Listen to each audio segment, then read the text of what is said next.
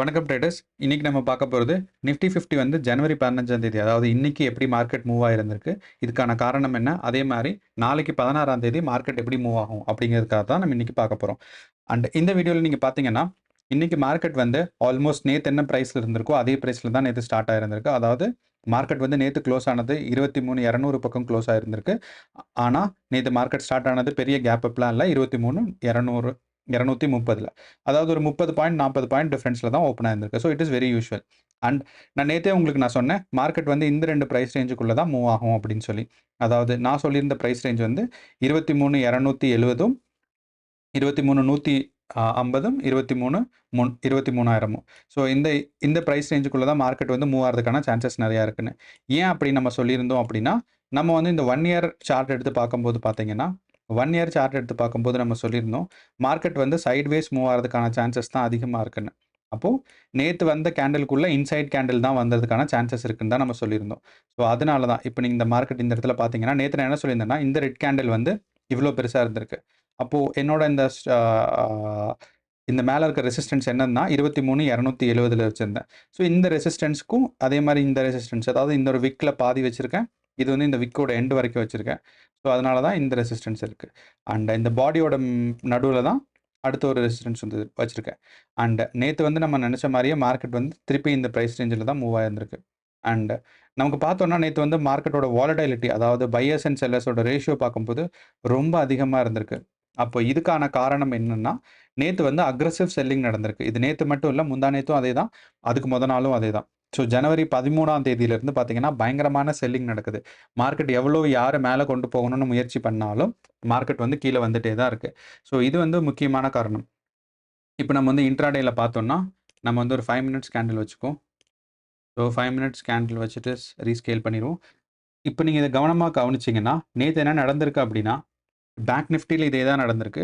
அதாவது 11 மணி வரைக்கும் கொஞ்சம் மார்க்கெட் லைட்டாக மேலே போயிருந்திருக்கு. அதுக்கப்புறம் கீழே வந்து ரெக்கவர் ஆகி மறுபடியும் மேலே போக ட்ரை பண்ணியிருந்திருக்கு. ஒரு 12:45, அதாவது யூரோப் மார்க்கெட் ஓப்பன் ஆகிற சமயம். யூரோப் மார்க்கெட் எப்போ ஓப்பன் ஆகும்னா, நமக்கு இங்கே 12:45 ஆகும்போது அவங்களுக்கு ஒரு ஆல்மோஸ்ட் ஒரு 10 மணி ஆகும். ஸோ அந்த மார்க்கெட் ஓப்பன் ஆகி கொஞ்சம் நேரம் கழிச்சு. ஸோ அப்போ இருந்து ஒரு 1 ஹவருக்கு கண்டினியூஸ் செல்லிங். இப்போ நீங்கள் மற்ற செல்லிங்லாம் பார்த்தீங்கன்னா, இங்கே ஒரு 2 கேண்டில் வந்திருக்கும், அப்புறம் திருப்பி ஒரு புல் பேக் இருந்திருக்கும், திருப்பி ஒரு ரெட் கேண்டில் வந்திருக்கும், திருப்பி ஒரு புல் பேக். அதாவது மேக்ஸிமம் பார்த்தீங்கன்னா, உங்களுக்கு ஒரு 3 தொடர்ந்து ரெட் கேண்டில் இல்லைன்னா 4 தொடர்ந்து ரெட் கேண்டில் தான் இருக்கும். ஆனால் இந்த இடத்துல பார்த்தீங்கன்னா 3, 6, 8. So almost 8 red candle. அப்படின்னா நான் உங்களுக்கு ஏற்கனவே சொன்னேன், மார்க்கெட் எப்பயுமே இப்படி ஸ்ட்ரைட்டாக ஃபால் ஆகாது. மார்க்கெட் எப்பயுமே இப்படி கொஞ்சம் மேலே போகும், கீழே வரும், மேலே போகும், கீழே வரும், இப்படி தான். அதாவது இந்த மாதிரி தான் ஃபால் ஆகும்.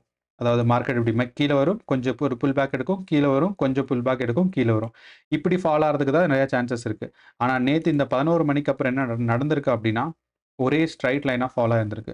இது வந்து ரொம்ப டேஞ்சரஸான மார்க்கெட். இந்த மார்க்கெட் வந்து நீங்கள் ட்ரேட் எடுக்கணும்னா ரொம்ப வந்து டெக்னிக்கல் டீட்டெயில்ஸ் உங்களுக்கு கரெக்டாக வேணும். எப்போ உங்களுக்கு மார்க்கெட் ரிவர்ஸ் ஆகும்னு உங்களுக்கு தெரியாத சூழ்நிலையில் மார்க்கெட் இந்த மாதிரி தான் இருக்கும். அண்ட் தேங்க்ஸ் டு வந்து டொமஸ்டிக் இன்வெஸ்டர்ஸ் வந்து என்னென்னா, ஒரு மத்தியானத்துக்கு மேலே அவங்க வந்து கொஞ்சம் பையிங் பண்ணியிருக்காங்க. அதனால தான் மார்க்கெட் வந்து ஸ்டேபிளாக நடந்திருக்கு. அப்படி இல்லைன்னா மார்க்கெட் இங்கேருந்து ஸ்ட்ரைட்டாக கீழே போயிருந்திருக்கும். இதுக்கான சான்சஸ் தான் நேற்று நிறையா இருந்திருக்கு. ஸோ ட்ரேடர்ஸ், இந்த மாதிரி டவுன்ஃபால் ஆகும்போது நீங்கள் ரொம்ப கேர்ஃபுல்லாக ட்ரேட் எடுக்கணும். என்னென்னா, மார்க்கெட் இப்படி டவுன்ஃபால் ஆகும்போது நமக்கு எப்போ எந்த இடத்துல மறுபடியும் மூவ் ஆகும்னு தெரியாது. அதனால பயங்கர வாலடைலிட்டி இருக்கும். ஸோ இந்த வாலடைலிட்டிக்காக நீங்கள் வந்து கொஞ்சம் கவனமாக ட்ரேட் எடுக்கணும். அப்புறம் ஏன் இந்த மாதிரி நடக்குது அப்படின்னா, நம்மளோட நிறையா ரிப்போர்ட்ஸ் இருக்குது. அதாவது மார்க்கெட் ரிப்போர்ட்ஸ் இருக்குது. இந்த ஸ்டாக் மார்க்கெட் கேலண்டர்ஸ் பார்த்தோம்னா ஸ்டாக் ரிசல்ட்ஸ் நமக்கு நிறையா வருது. அதாவது நான் வந்து இந்த மாதம் 1ஆம் தேதியிலேருந்து வைக்கிறேன். இந்த மாதம் 1ஆம் தேதியிலேருந்து நமக்கு இங்கே பார்க்கும்போது பார்த்தீங்கன்னா, ஃபஸ்ட்டு வந்து டாடா எலக்ட்ரானிக்ஸ், டாடா டிசிஎஸோட ரிசல்ட்ஸ் வந்துச்சு. அதுக்கப்புறம் டாடா இஎல்எக்ஸையோட ரிசல்ட்ஸ் வந்துச்சு. அதே மாதிரி ஹச்சிஎலோடது, ஏஞ்சல் ஒன்னோடது, ஹெச்டிஎஃப்சி. ஸோ இந்த மாதிரி இம்பார்ட்டன்ட் பெரிய பெரிய கம்பெனியோட ஸ்டாக் ரிசல்ட்ஸ் எல்லாம் இந்த மாதம் வருது. இதுக்கான காரணம் என்னென்னா, இது வந்து Q3 2025க்கான மார்க்கெட் ரிசல்ட்ஸ். ஸோ இதை வந்து அவங்க கண்டிப்பாக வெளியிட்டே ஆகணும். ஏன்னா இவங்கெல்லாம் பப்ளிக் செக்டர் கம்பெனி. அதனால இவங்கெல்லாம் இந்த ரிசல்ட்ஸை வெளியிடணும். இப்போ நீங்கள் டிசிஎஸ் பார்த்தீங்கன்னா பாசிட்டிவாக தான் இருந்துச்சு. அதே மாதிரி டாடா கன்சல்டன்சி அவங்க வந்து டாடா இஎல்எக்ஸை அவங்க என்ன நினச்சாங்கன்னா, நிறைய பாசிட்டிவாக க்ரோத் இருக்குன்னு. ஆனால் ரொம்ப கம்மி தான். ஸோ நெட் ப்ராஃபிட் பார்த்தீங்கன்னா டாடா இஎல்எக்ஸையோடது வந்து ரொம்ப கம்மியாக தான் இருந்துச்சு. இங்கே பாசிட்டிவாக கொடுத்துருக்கு. பட் நீங்கள் ரிப்போர்ட்டை வாசிச்சிங்கன்னா தெரியும், நெகட்டிவாக தான் இருந்துச்சு. அண்ட் டாடா கன்சல்ட்டிங்குமே ஆல்மோஸ்ட் 10 to 12% பார்த்தாங்க. ஆனால் ஒரு 4% தான் இன்க்ரீஸ் நடந்திருந்திருக்கு. ஸோ இது வந்து ரொம்ப கம்மி தான். ஸோ நேத்தே டாட்டாவோட ஸ்டாக்ஸ் பார்த்தீங்கன்னா, ஆல்மோஸ்ட் ஒரு ரூ. 50 ரூ. 60 கீழ வந்துச்சு. அண்ட் எண்ட் ஆஃப் த டேல ஒரு மதியானத்துக்கு மேல ரெக்கவரி ஆயிருந்திருக்கு அந்த 50. பட் அப்படியே இருந்தாலுமே மத்த நெறையா ஸ்டாக்ஸ் எல்லாம் மிட் கேப் ஸ்டாக்ஸு, அதாவது பேங்க்ஸு, அவங்க எல்லாமே வந்து நேத்து டவுன்ஃபால் தான் ஆயிருந்திருக்கு. அதனால இந்த மாசம் நெறையா இந்த மார்க்கெட் ரிப்போர்ட் வர்றனால, மார்க்கெட் நெறையா ஃப்ளக்சுவேட் ஆகுறதுக்கான சான்சஸ் தான் அதிகமா இருக்கு. அண்ட் நீங்க அதே மாரி நம்மளோட எஃப்ஐடி இன்வெஸ்டிங் டேட்டாஸ், அதாவது ஃபாரின் இன்ஸ்டிடியூஷனல் இன்வெஸ்டர்ஸும் டொமஸ்டிக் இன்ஸ்டிடியூஷனல் இன்வெஸ்டர்ஸோட இன்வெஸ்டிங் டேட்டா எடுத்து பார்த்தோம்னா, நமக்கு எஃப்ஐஐஸ் பார்க்கும்போது நாளைக்கு வந்து நிஃப்டி கொஞ்சம் புல்லிஷா, அதாவது மீடியம் புல்லிஷ் இருக்கு, மைல்டு புல்லிஷ் இருக்கு. இது 2ம் டிஃபரன்ஸ் இருக்கு. நீங்க நல்லா கவனிச்சு பார்க்கணும். மீடியம் புல்லிஷ்னா கொஞ்சம் மேல போகும். அவ்வளோதான். மைல்டுனா பேருக்கு மேல போகும், திருப்பி கீழ வந்துரும். அதாவது ஒரு 200 பாயிண்ட்ஸ் மேல போகும். அதே மாரி ஒரு 200 பாயிண்ட்ஸ் கீழயும் வரதுக்கான சான்சஸ் இருக்கு. மீடியம் புல்லிஷ்னா ஒரு 300 பாயிண்ட்ஸ் மேல போகும். அவ்வளோதான். ஸோ நிஃப்டி வந்து நாளைக்கு மேல போகும்ன்னு சொல்லியிருக்கு. ஏன்னா, அவங்க வந்து அவங்களோட இன்வெஸ்ட்மெண்ட்ஸ பொறுத்தளவு. 2வது பேங்க் நிஃப்டி மைல்டு பியரிஷ். அதாவது பேங்க் நிஃப்டி கீழ போறதுக்கான வாய்ப்பு தான் நெறையா இருந்திருக்கு. நிஃப்டி வந்து மேல போறதுக்கான வாய்ப்பு இருக்கு. மேலன்னா அதிகமா போகாது, கொஞ்சம் போகும். அவ்வளோதான். அண்ட் நீங்க கேஷ் மார்க்கெட் ஃப்ளோ பார்த்தீங்கன்னா, இன்னைக்கு எஃப்ஐஐஸ் எவ்வளோ இன்வெஸ்ட் பண்ணியிருக்காங்க அப்படின்னா, ஆல்மோஸ்ட் ஒரு 4000 கோடி இன்வெஸ்ட் பண்ணியிருக்காங்க. அண்ட் நான் சொன்னேன்ல உங்களுக்கு, ஒரு ஈவினிங் மேல, அதாவது ஒரு 2 மணிக்கு மேல மார்க்கெட் கொஞ்சம் மேல போனதுக்கு என்ன காரணம்னா, நம்ம டொமஸ்டிக் இன்ஸ்டிடியூஷனல் இன்வெஸ்டர்ஸ் இருக்காங்க, டிஐஐ. அப்ப அந்த டிஐஐ வந்து ஆல்மோஸ்ட் ஒரு 3200 கோடி போட்டிருக்காங்க. அந்த 3500 கோடி போட்டாலுமே மார்க்கெட் வந்து பெருசா போகல. ஏன்னா இன்னைக்கோட மார்க்கெட் வந்து 4000 கோடி அவங்க செல் பண்ணியிருந்திருக்காங்க. ஸோ 4000 கோடி வர்த்தான ஸ்டாக்ஸ் செல் பண்ணும்போது, உங்களுக்கு ஒரு 3000 கோடி போகும்போது, கொஞ்சம் தான் உங்களுக்கு வந்து மார்க்கெட் மேல போகும், பெருசா மேல போகாது. இதெல்லாம் வச்சு பார்க்கும்போது மார்க்கெட் வந்து சைட்வேஸ் மூவ் ஆகிறதுக்கான சான்சஸ் தான் இருக்கு. அதாவது நாளைக்கும் மார்க்கெட் எப்படி மூவ் ஆகும் அப்படின்னா, சைட்வேஸ் தான் மூவ் ஆகும். இது வந்து நம்மளோட மார்க்கெட் அனாலிசிஸ் தான் சொல்லுது. ஸோ என்னன்னா ஆல்மோஸ்ட் இந்த பிரைஸ் ரேஞ்சுக்குள்ள தான் மூவ் ஆகும். இதே தான் வந்து நிஃப்டிக்கும் நடக்க போகுது. ஸோ நிஃப்டிக்கும், பேங்க் நிஃப்டிக்கும் 2க்குமே ஆல்மோஸ்ட் இதே மாரி தான் நடக்க போகுது. இதுக்கான காரணங்கள் என்னன்னா, முக்கியமா வந்து நம்மளோட இதுதான். ஸோ ஸ்டாக் மார்க்கெட் கேலண்டர் தான். ஸோ இந்த ஸ்டாக் ரிசல்ட்ஸ் எல்லாம் நமக்கு எவ்வளோ வரப்போகுதுங்கிறது தான் இம்பார்ட்டன்ட். அதே இது பார்த்தீங்கன்னா, இன்னைக்கு 15ஆம் தேதி எல்என்டியோட ரிசல்ட்ஸ் வந்திருக்கு. ஹெச்டிஎஃப்சியோட லைஃப் இன்சூரன்ஸ் வந்திருக்கு. ஸோ நாளைக்கு எக்ஸ்பைரி டே, இன்ஃபோசிஸோட ரிசல்ட்ஸ் வரப்போகுது, ஆக்சிஸோட ரிசல்ட்ஸ் வரப்போகுது. எனக்கு தெரிஞ்சு ஆக்சிஸோட ரிசல்ட்ஸ் ஏற்கனவே வந்து மைனஸ்ல தான் இருக்கு. ஸோ அதனால தான் மார்க்கெட் ஆக்சிஸ் பேங்கோட மார்க்கெட் வந்து ஆல்மோஸ்ட் கீழே போயிட்டே இருக்கு. ஸோ இன்னைக்கு ஒரு 3% கீழே போச்சு. நீங்க ஆக்சிஸ் பேங்க்ல ஸ்பாட் எடுக்கிறீங்களா இருந்தால் ஆல்மோஸ்ட் நீங்கள் நான் வச்சுக்கணும். இன்றைக்கே 3% கீழே போயிருந்திருக்கு. நாளைக்கு ரிசல்ட்ஸ் வந்ததுக்கப்புறம் மறுபடியும் கீழே போகிறதுக்கான வாய்ப்பு நிறையா இருக்குது. அதே மாதிரி இன்ஃபோசிஸோடது பெரிய வந்து பாசிட்டிவாக ஒன்றும் அவங்களுக்கு வந்து ப்ராஃபிட்ஸ் இல்லை. ஸோ அது வந்து எப்படி தான் நாளைக்கு தான் ஃபுல் ரிப்போர்ட்ஸ் தெரியும். அதே மாதிரி ஃப்ரைடே உங்களுக்கு என்னென்னா ஐசிஐசியோட ரிசல்ட்ஸும் எஸ்பிஐ லைஃப் இன்சூரன்ஸோட ரிசல்ட்ஸும் வருது. நீங்கள் நிஃப்டி அஃபெக்ட் பண்ணக்கூடியது விப்ரோட ரிசல்ட்ஸ் வருது. ஸோ இன்ஃபோசிஸோட ரிசல்ட்ஸ் நாளைக்கு வருது. விப்ரோட ரிசல்ட்ஸ் வந்து வெள்ளிக்கிழமை வருது.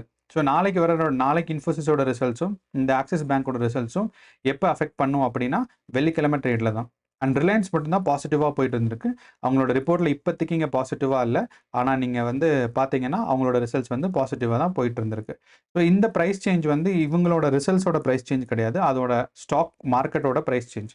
ஸோ அதுதான் ப்ரைஸ் சேஞ்ச். நீங்கள் டாடா இஎல்எக்ஸை பார்த்தீங்கன்னா அந்த ஸ்டாக் ரிசல்ட்ஸில் ஆல்மோஸ்ட் ஒரு 4 to 5% நெகட்டிவில் தான் போயிருக்கு. டாடா கன்சல்டன்சியும் கொஞ்சம் தான் பாசிட்டிவாக வந்திருக்கு. எக்ஸ்பெக்டட் அளவு க்ரோத் இல்லை. ஸோ இதுதான். ஸோ ஸ்ரீராம் ஃபின்டெக்கும் அதே மாதிரி தான் போயிருந்திருக்கு. ஸோ இந்த ரிசல்ட்ஸ் எல்லாம் நீங்கள் கொஞ்சம் கேர்ஃபுல்லாக கவனிச்சிங்கன்னா உங்களுக்கு வந்து மார்க்கெட் எந்த பக்கம் போகுங்கிறதையும் உங்களால் ப்ரெடிக்ட் பண்ண முடியும். அப்போ நம்மளோட சார்ட் அனாலிசிஸ் என்ன சொல்லுது அப்படிங்கிறத பார்ப்போம். இப்போ நம்ம சார்ட் அனாலிசிஸில் நம்ம வந்து 2 விஷயம் தான் கவனத்தில் வைக்க போகிறோம். ஒன்று வந்து சப்போர்ட் அண்ட் ரெசிஸ்டன்ஸ். நான் உங்களுக்கு வந்து நான் முன்னாடியே சொன்னேன், நம்ம ஒரு 1 இயர் கேலண்டர் எடுத்து பார்க்கும்போது, அதாவது 1 இயர் டைம் ரேஞ்சில் பார்க்கும்போது மார்க்கெட் பார்த்தீங்கன்னா ஒரு இன்சைட் கேண்டில் தான் ஃபார்ம் ஆகிட்டு இருக்கு. அப்போ இந்த இன்சைட் கேண்டில் ஃபார்ம் ஆகிட்டு இருக்குங்க காரணம் என்னென்னா மார்க்கெட் வந்து சைட்வேஸ் மூவ் ஆக போகுதுன்னு தான். ஸோ மார்க்கெட் இங்கேருந்து இந்த சைட்வேஸ் தான் மூவ் ஆக போகுது. அதனால தான் இந்த ப்ரைஸ் ரேஞ்ச் வச்சுருக்கோம். ஸோ இந்த 23,270 அதே மாதிரி இந்த மிட் ரேஞ்ச் வந்து பார்த்தீங்கன்னா 23,151 அதோட லோவஸ்ட் ரேஞ்ச் வந்து 23,000. ஸோ இந்த மார்க்கெட் ஃப்ளக்சுவேட் ஆன 1 இயர் கேலண்டரில் பார்த்தீங்கன்னா இந்த கேண்டில் எப்போ பிரேக் பண்ணுதோ, அதாவது இந்த 23,300க்கு கீழே ஒரு ஃபுல் டே எப்போ கீழே வருதோ அப்போ தான் மார்க்கெட் பேரிஷாக போக போகுது. இல்லை மார்க்கெட் ரெக்கவரி ஆகணும் அப்படின்னா எப்போ வந்து இந்த ப்ரைஸ் ரேஞ்சுக்கு மேலே 23,200 இல்லைனா 23,300க்கு மேலே எப்போ ஒரு ஃபுல் கேண்டில் க்ரீனாக ஃபார்ம் ஆகுதோ அப்போ தான் மார்க்கெட் மேலே போக போகுதுங்கிறதுக்கான ஒரு கம்ப்ளீட் இண்டிகேஷன் நமக்கு கிடைக்கும். ஸோ இது வந்து இந்த கேண்டில்ஸ்டிக் பேட்டர்ன் வச்சு நம்ம பார்க்குறது. இதே இது வந்து நம்ம கேண்டில்ஸ்டிக் பேட்டர்ன் இல்லாமல் நம்ம வந்து நம்மளோட சிம்பிள் மூவிங் ஆவரேஜ் பார்த்தோன்னா, நமக்கு இந்த இடத்துல இப்போ 4 சிம்பிள் மூவிங் ஆவரேஜ் இருக்குது. இந்த பிங்க் கலர் லைன் வந்து 9 சிம்பிள் மூவிங் ஆவரேஜ். அடுத்து வந்து இந்த எல்லோ வந்து 50, ஆரஞ்சு வந்து 100, ரெட் ப்ளூ வந்து 200. ஸோ இந்த இடத்துல பார்த்தீங்கன்னா உங்களுக்கு தெரியும். ஸோ இது 9, இது 50, 100, 200 இதுதான். ஸோ இதே மாதிரி நீங்கள் பண்ணிக்கலாம். அதே மாதிரி இது எவ்வளோ ஒப்பேக்காக இருக்கணும் இல்லை ஸ்ட்ராங்காக இருக்கணுங்கிறத இங்கே நீங்கள் மார்க் பண்ணிக்கலாம். எவ்வளோ திக்னஸாக இருக்கணும் அப்படிங்கிறதையும் இங்கே அட்ஜஸ்ட் பண்ணிக்கலாம். ஸோ உங்களுக்கு எந்தெந்த இஎம்ஐ எஸ்எம்ஐ தேவையோ அது அதே மாதிரி இந்த எஸ்எம்ஐயோட டிஃபால்ட் பொசிஷன்ஸ் அண்ட் விசிபிலிட்டிஸை இங்கே நீங்கள் பண்ணிக்கலாம். எத்தனை ஸ்டிக்ஸ் எடுக்கணும், எத்தனை செகண்ட்ஸ்க்கு ஒரு தடவை வரணும், அதையும் நீங்கள் வந்து அட்ஜஸ்ட் பண்ணி வச்சுக்கலாம் இந்த இடத்துல. ஸோ இப்போ நீங்கள் பார்த்தீங்கன்னா இந்த இடத்துல மார்க்கெட் நான் உங்களுக்கு ஏற்கனவே சொல்லியிருக்கேன். மார்க்கெட் மேலே போகிறதா இருந்துச்சுன்னா இந்த 9 எஸ்எம்ஏ வந்து எல்லாத்தையும் விட மேலே இருக்கணும். அதாவது இந்த ரேஞ்சில் பார்த்தீங்கன்னா இந்த ப்ரைஸ் ரேஞ்சில் பார்க்கும்போது உங்களுக்கு இருந்திருக்கு பாருங்கள். 9 வந்து மேலே இருந்திருக்கு, 50 இங்கே இருந்திருக்கு, 100, 200 இந்த ரேஞ்சில். ஆனால் இந்த ரேஞ்சில் இப்படி இருக்கும்போது தான் மார்க்கெட் என்ன ஆக போகுதுன்னா மேலே போக போதா இல்லை கீழே வர போதாங்கிறத டிட்டர்மைன். ஆனால் உடனே என்ன ஆயிருந்திருக்கு, மார்க்கெட் வந்து ஃபஸ்ட்டு 50 கிராஸ் ஆயிருக்கு, அப்புறம் 100, அப்புறம் 200. இந்த 200 கிராஸ் பண்ணும்போது உங்களுக்கு ஷுவராக தெரியும் மார்க்கெட் பியரிஷாக தான் இருக்குன்னு. அண்ட் இந்த இடத்துல பார்த்தீங்கன்னா இந்த மார்க்கெட் வந்து இப்போது 9 வந்து 100, 200, 150 மூணையுமே கிராஸ் பண்ணிருச்சு. இருந்தாலும் மார்க்கெட் வந்து மேலே போகிறதா இருந்துச்சுன்னா எப்படி டிஃப்ரென்ஸ் இருக்குன்னா இவ்வளோ டிஃப்ரென்ஸ் இருக்கும். அதாவது நல்ல டிஃப்ரென்ஸ் இருக்கும். ஆனால் அப்படி டிஃப்ரென்ஸ் இல்லை. இது ஆல்மோஸ்ட் இது எல்லாமே சேர்ந்து ஒன்றா தான் இங்கே இருக்குது. ஸோ அப்படின்னா என்ன காரணம் அப்படின்னா நாளைக்கு மார்க்கெட் ஃப்ளக்சுவேட் ஆகுது. இது எல்லாமே ஒரு மிங்கிள்டாக தான் இருக்குது. ஒரு கிளியரான டிஃப்ரென்சஸ் இல்லை. நீங்கள் கிளியரான டிஃப்ரென்சஸ்ன்னு உங்களுக்கு சொல்கிறது என்னென்னா, நீங்கள் சப்போஸ் இந்த இடத்துல பார்த்தீங்கன்னா உங்களுக்கு தெரியும். ஸோ இங்கே இடத்துல நமக்கு 9 மேலே இருக்குது, 50, 100 இது ரொம்ப கிளியராக இருக்குது. ஆனால் இந்த பாயிண்டில் தான் நமக்கு இப்போ மார்க்கெட் இருக்குது. அதாவது மேலே போகுமா கீழே வருமா அப்படிங்கிறது புரியாமல் இப்போ ஜஸ்ட் கிராஸ் ஆகி தான் இருக்குது. ஸோ நாளைக்கு மார்க்கெட் இந்த மாதிரி ஒரு பெரிய கேப் இருக்குது அப்படின்னா நீங்கள் ஷுவராக சொல்ல முடியும் மார்க்கெட் வந்து நாளைக்கு மேலே போதா கீழே போதான்னு. அண்டு நம்ம இந்த ஸ்டாக் ரிசல்ட்ஸ் எல்லாம் இருக்குது. ரெண்டாவது நம்மளோட கேண்டில்ஸ்டிக்ஸ் பேட்டர்னுமே என்ன சொல்லுதுன்னா மார்க்கெட் வந்து சைட்வேஸ் தான் மூவ் ஆக போகுதுன்னு. மூணாவது நம்மளோட எஸ்எம்ஐ இண்டிகேட்டர்ஸும் என்ன சொல்லுதுன்னா மார்க்கெட் சைட்வேஸ் தான் மூவ் ஆக போகுதுன்னு. வேணும்னா நம்ம வந்து இன்னொரு இண்டிகேட்டரை ஆட் பண்ணலாம். நம்மளோட எனக்கு வந்து கொஞ்சம் ஃபேவரட்டாக இருக்கிறது என்னென்னா இந்த ரிலேட்டிவ் ஸ்ட்ரென்த் இண்டெக்ஸ் ஆர்எஸ்ஐன்னு சொல்லுவாங்க. ஸோ இந்த ஆர்எஸ்ஐ எப்போ வந்து ஒரு 70க்கு மேலே போகுதோ அப்போ கீழே வரும். எப்போ வந்து ஒரு 30, 40 கீழே போதோ அப்போ மேலே போகும். அப்போ இந்த ரிலேட்டிவ் ஸ்ட்ரென்த் இண்டெக்ஸ் பார்த்தீங்கன்னா இந்த இடத்துல ஆல்மோஸ்ட் ஒரு 60ல் தான் இருக்குது. அண்ட் நீங்கள் பாருங்கள் ஜனவரி 15ஆம் தேதியிலேருந்து மார்க்கெட் சைடு வேஸ் மூவ் ஆகும் போது கொஞ்சம் மேலே போகும், கொஞ்சம் கீழே வரும். ஆனால் நீங்கள் அதே இது வந்து ஜனவரி இப்போ நம்ம 1ஆம் தேதி பார்ப்போமே. ஜனவரி 1ஆம் தேதி பார்க்கும்போது பாருங்கள், ஜனவரி 1ஆம் தேதி பார்க்கும்போது ரிலேட்டிவ் ஸ்ட்ரென்த் இண்டெக்ஸ் எவ்வளோ போயிருக்கு, ஒரு 65, 80 வரைக்கும் போயிருக்கு. அதனால தான் மார்க்கெட் திருப்பி வந்திருக்கு. நீங்கள் பாருங்கள் இந்த மார்க்கெட்டோட ஷேப்பும் இந்த ரிலேட்டிவ் ஸ்ட்ரென்த் இண்டெக்ஸோட ஷேப்பும் ஒரே மாதிரி தான் இருக்கும். எப்போ மார்க்கெட் ஒரு லோவஸ்ட் பாயிண்ட்டோ இல்லைன்னா ஒரு சப்போர்ட்டோ எடுக்குதோ அந்த சப்போர்ட்லேருந்து மறுபடியும் ரெக்கவரி ஆகும்போது நடுவில் வரும். அண்ட் நீங்கள் இந்த ஒரு 4-5 நாளாக எப்போது ஜனவரி 14லேருந்து பார்த்தீங்கன்னா மார்க்கெட் மேலேயும் போகலை கீழேயும் வரல. அதாவது இந்த ஆர்எஸ்ஐ வந்து ஒரு 60க்கு மேலே போகல, ஆர்எஸ்ஐ வந்து எவ்வளோக்கு போகலன்னா 40க்கு கீழே போகல. ஸோ இந்த ஆர்எஸ்ஐ எப்போ வந்து 70க்கு மேலே போகுதோ அப்போ மார்க்கெட் ரிவர்ஸ் ஆகும். அதே மாதிரி ஆர்எஸ்ஐ எப்போ வந்து ஒரு 20க்கு கீழே போகுதோ அப்போ மார்க்கெட் ரிவர்ஸ் ஆகும். அதாவது இந்த பாயிண்ட். ஸோ இது வந்து ஒரு லாங் டேர்ம் இன்வெஸ்ட்மெண்ட்டுக்கு நீங்கள் பார்க்கலாம். இல்லைனா ஒரு ஷார்ட் டேர்ம் இன்வெஸ்ட்மெண்ட்டுக்கும் பார்க்கலாம். இன்ட்ராடேலையும் இது ஒர்க் ஆகும். ஸோ இந்த ஆர்எஸ்ஐ வந்து ஒரு நல்ல இண்டிகேட்டர் தான். ஸோ நான் இதை டெலிட் பண்ணிடுறேன். ஸோ நான் யூஸ் பண்ணுறது வந்து சப்போர்ட் ரெசிஸ்டன்ஸும் அப்புறம் இந்த simple moving average RSI and candlestick pattern. இந்த கேண்டில்ஸ்டிக் பேட்டர்ன் நீங்கள் பார்த்தாவே உங்களுக்கு ஒரு பெரிய இன்டெலிஜென்ஸ் வரும். ஸோ அது உங்களுக்கு நல்லா புரிஞ்சிடும். ஸோ இப்போ இந்த மார்க்கெட் இந்த இடத்துல வரும்போது நாளைக்கும் ஆல்மோஸ்ட் சைட்வேஸ் மூவ்மெண்ட்டுக்கு தான் நிறையா சான்சஸ் இருக்குது. அதே மாதிரி நாளைக்கு aggressive buying, aggressive selling. Market வந்து கீழே கொண்டு வரதுக்கு தான் எல்லா பேர் பார்த்துட்ருக்காங்க. ஏன்னா மார்க்கெட்டில் வந்து இப்போ பயங்கர வாலடைலிட்டி இருக்குது. ஸோ இதெல்லாம் ஞாபகம் வச்சுக்கோங்க. நாளைக்கு எக்ஸ்பைரி டே. ஸோ எக்ஸ்பைரி டே அப்பையும் மார்க்கெட் யூஸ்வலாகவே நல்லா ஃப்ளக்சுவேட் ஆகும். அண்ட் நாளைக்கு வந்து 3ஆவது எக்ஸ்பைரி டேன்னு நினைக்கிறேன், இல்லை 4ஆவது எக்ஸ்பைரி டே, இந்த வருஷத்தோட 4ஆவது எக்ஸ்பைரி டே. ஸோ நீங்கள் வந்து கொஞ்சம் கேர்ஃபுல்லாக இருக்கணும். மார்க்கெட்டோட நீங்கள் இன்வெஸ்ட்மெண்ட்லாம் பண்ணுறதா இருந்தால் உங்களுக்கே தெரியும், உங்களோட ஆப்ஷனோட ப்ரைஸ் வச்சு உங்களுக்கு புரிஞ்சிடும் மார்க்கெட் வந்து பெருசாக மேலேயும் கீழேயும் போக போகிறது இல்லைன்னு. ஏன்னா ஆப்ஷன் செயின்ஸ் நீங்கள் பார்த்தீங்கன்னா உங்களுக்கே தெரியும். ஸோ இந்த இதில் போயிட்டு ஓப்பன் இன்ட்ரெஸ்ட் பார்த்தீங்கன்னாவே உங்களுக்கு தெரியும். இல்லைனா ஆப்ஷன் செயின் பார்த்தீங்கன்னா, உங்களுக்கு வந்து எவ்வளோ பிரைஸ் டிஃபரன்ஸ் ஆகுதுன்னு தெரியும். ஸோ அட் த மனில இப்போ எவ்வளோ இருக்குன்னா ₹65 இருக்கு. ஆனா, அதே இதில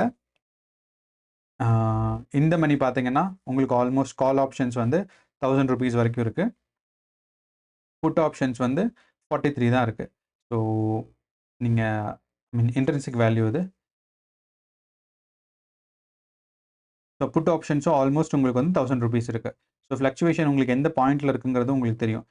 ஸோ நீங்க பார்த்தீங்கன்னா, புட் ஆப்ஷன்னா ஆல்மோஸ்ட் உங்களுக்கு வந்து மார்க்கெட் 2400 வரைக்கும் போணும். கால் ஆப்ஷன்னா ஆல்மோஸ்ட் அரௌண்ட் 2200 வரைக்கும் போணும். ஸோ இதுக்கு மேல தான் பிரேக் ஈவன் வரும்னு நெனைக்கிறேன். ஸோ அத நீங்க பார்த்துக்கோங்க. ஸோ ஆப்ஷன்ஸ் ட்ரேட் பண்றதா இருந்தா, அதையும் கொஞ்சம் கேர்ஃபுல்லா ட்ரேட் பண்ணுங்க. ஞாபகம் வச்சுக்கோங்க, நாளைக்கு வந்து எக்ஸ்பைரி டே அண்ட் நாளைக்கு வந்து மார்க்கெட் சைட்வேஸ் மூவ் ஆறதுக்கான சான்சஸ் தான் அதிகமா இருக்கு. ஸோ இதுதான் நம்மளோட பிரைஸ் ரேஞ்ச். 23 200 இல்லன்னா 300 வந்து எப்போ மேல கிராஸ் ஆகுதோ, அப்போ வந்து மார்க்கெட் மேல போறதுக்கான சான்சஸ் இருக்கு. எப்போ வந்து 23,000 கீழ வருதோ, அப்போ மார்க்கெட் கீழ போறதுக்கானதா இருக்கு. ஸோ அப்படி இல்லன்னா, இந்த பிரைஸ் ரேஞ்சில தான் டெஸ்ட் ஆகும். அண்ட் நேத்து நான் மார்க்கெட் பார்க்கும்போது, எனக்கு என்னன்னா ரொம்ப சந்தோஷமா இருந்துச்சு. காரணம் வந்து நம்ம குடுத்திருந்த சப்போர்ட் அண்ட் ரெசிஸ்டன்ஸ் ரொம்ப கிளியரா இருக்கு. ஸோ அந்த சப்போர்ட்ல தான் மார்க்கெட் வந்து சப்போர்ட் எடுத்துட்டு திருப்பி ரிவர்ஸ் ஆயிருக்கு. ஸோ அதனால நான் வந்து என்னோட சப்போர்ட்ட நம்புறேன். அதே மாரி உங்களுக்கு இந்த பாயிண்ட் தான் சப்போர்ட்ன்னு நெனச்சீங்கன்னா, நீங்களும் வரைஞ்சு வச்சு அத மறுபடியும் பாருங்க. உங்களுக்கு அந்த பிரைஸ் ரேஞ்ச் உங்களுக்கு தெரியும். அண்ட் நான் வரைஞ்சு வச்சிருக்க லைன் தான் பெர்ஃபெக்ட்டான சப்போர்ட்ன்னு கிடையாது. இதுக்கு மேல ஒரு இதுக்கு மேல ஒரு 150 பாயிண்ட், அதே மாரி இதுக்கு மேல ஒரு கீழ ஒரு 50 பாயிண்ட். ஸோ இந்த 50 பாயிண்ட் அந்த ரேஞ்சுல தான் வரும். ஸோ இந்த மாரி தான் ஒரு சப்போர்ட் இருக்கும். அதாவது ஒரு பேண்ட் மாரி இருக்கும். அதுதான் நம்ம முக்கியம். அது நம்ம ஞாபகம் வச்சுக்கணும். ஒரு சிங்கிள் லைன் கிடையாது சப்போர்ட். ஸோ அவ்வளோதான் நண்பர்களே. அதாவது இதான் மார்க்கெட் அனாலிசிஸும். நாளைக்கு வந்து மார்க்கெட் சைட்வேஸ் மூவ் ஆகப்போகுது. நாளைக்கு எக்ஸ்பைரி டே, கவனமா இருங்க. அதே மாரி நாளைக்கு வந்து நமக்கான ஸ்டாக் ரிசல்ட்ஸ் நெறையா வரப்போகுது. ஸோ அதையும் மனசுல வச்சுட்டு ட்ரேட் எடுங்க. டெய்லி நிஃப்டி அண்ட் பேங்க் நிஃப்டிய பத்தி உங்களுக்கு ட்ரேட் அனாலிசிஸும், மார்க்கெட் ப்ரெடிக்ஷனும் தெரிஞ்சுக்கிறதுக்கான வேணும்னா, சேனல சப்ஸ்கிரைப் பண்ணுங்க. அதே மாரி உங்க ஃப்ரெண்ட்ஸ் அண்ட் ஃபேமிலி யாராவது இருந்தாங்கன்னா, அவங்களுக்கு இந்த வீடியோ ஷேர் பண்ணுங்க. ஸோ தட் அவங்களுக்கு பயனுள்ளதா இருக்கும். வேற ஏதாவது